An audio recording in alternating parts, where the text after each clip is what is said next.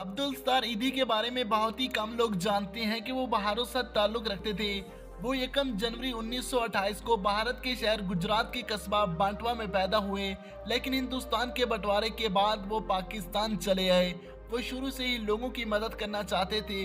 अब्दुल सत्तार ईदी एक खालिस इंसान थे, लेकिन उनका सिक्का तब चला जब एक यतीम को लीवर ट्रांसप्लांट था।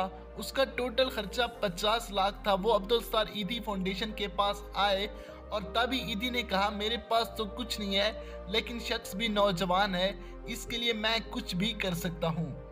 तभी आप मगरिब की नमाज के बाद आप मुल्तान के मशहूर चौक में बैठ गए और लोगों से चंदा मांगने लगे। आपको यकीन नहीं आएगा कि अब्दुल सत्तार ईदी ने सिर्फ 3 ही घंटों में 50 लाख इकट्ठा कर लिया। मैं आपको बताता चलूं कि अब्दुल सत्तार ईदी फाउंडेशन कितना वसी है।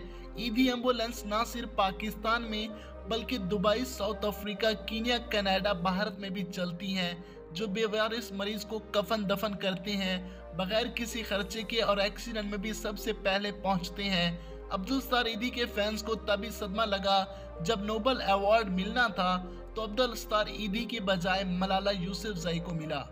अब्दुल सत्तार का दुनिया में सिर्फ एक बार दिल टूटा था जब एक दिन वो लाखों से करोड़ों रुपए के कर्जदार हो गए थे। कहानी कुछ यूं है कि इतवार को कराची के मीठा दर में वाक़या ईदी सेंटर में 8 डाकू ने दाखिल होकर अब्दुल सत्तार ईदी समेत अमले के अफराद को यरगमाल बना के भारी रकम और सोना लूट लिया था। 86 साला अब्दुल सत्तार ईदी उस वक्त सेंटर में सो रहे थे। डाकू वहां मौजूद सोना, चांदी और लाखों डॉलर लेकर फरार हो गए। 88 बरस की उम्र में अब्दुल सत्तार ईदी के गुर्दे तब्दील नहीं हो सकते थे, लिहाजा उन्हें हफ्ते में 2 से 3 बार गुर्दों की सफाई के अमले से गुजरना पड़ रहा था। बिलाखिर 8 जुलाई 2016 को रात 11 बजे 88 साल की उम्र में अब्दुल सत्तार ईदी इंतकाल कर गए। इन्ना लिल्लाहि व इन्ना इलैहि राजिऊन।